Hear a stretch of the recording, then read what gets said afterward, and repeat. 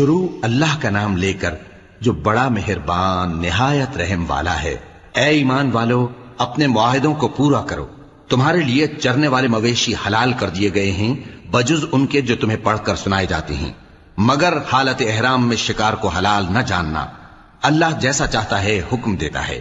مومنوں، اللہ کے نام کی چیزوں کی بے حرمتی نہ کرنا، اور نہ ادب کے مہینے کی، اور نہ قربانی کے جانوروں کی، اور نہ ان جانوروں کی جو اللہ کی نذر کر دیے گئے ہوں کہ جن کے گلوں میں پٹے پڑے ہوں، اور نہ ان لوگوں کی جو حرمت والے گھر یعنی بیت اللہ کو جا رہے ہوں اپنے پروردگار کے فضل اور اس کی خوشنودی کے طلبگار بنے ہوئے۔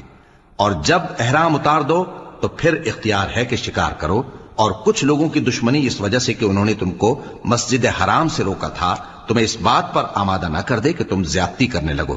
اور دیکھو، نیکی اور پرہیزگاری کے کاموں میں ایک دوسرے کی مدد کیا کرو، اور گناہ اور ظلم کی باتوں میں کسی کے ساتھ تعاون نہ کرو، اور اللہ سے ڈرتے رہو۔ کچھ شک نہیں کہ اللہ کا عذاب سخت ہے۔ تم پر مرا ہوا جانور اور بہتا لہو اور سور کا گوشت اور جس چیز پر اللہ کے سوا کسی اور کا نام پکارا جائے، اور جو جانور گلا گھٹ کر مر جائے، اور جو چوٹ لگ کر مر جائے، اور جو گر کر مر جائے، اور جو سینگ لگ کر مر جائے، یہ سب حرام ہیں۔ اور وہ جانور بھی جس کو درندے پھاڑ کھائیں، مگر جس کو تم مرنے سے پہلے ذبح کر لو، اور وہ جانور بھی جو غیر اللہ کے آستانے پر ذبح کیا جائے، اور یہ بھی کہ پانسوں سے قسمت معلوم کرو، یہ سب گناہ کے کام ہیں۔ آج کافر تمہارے دین سے نا امید ہو گئے ہیں تو ان سے مت ڈرو اور مجھی سے ڈرتے رہو۔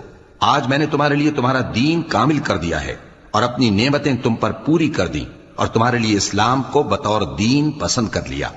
ہاں، جو شخص بھوک میں ناچار ہو جائے بشرطے کہ گناہ کی طرف مائل نہ ہو تو اللہ بخشنے والا ہے، بڑا مہربان ہے۔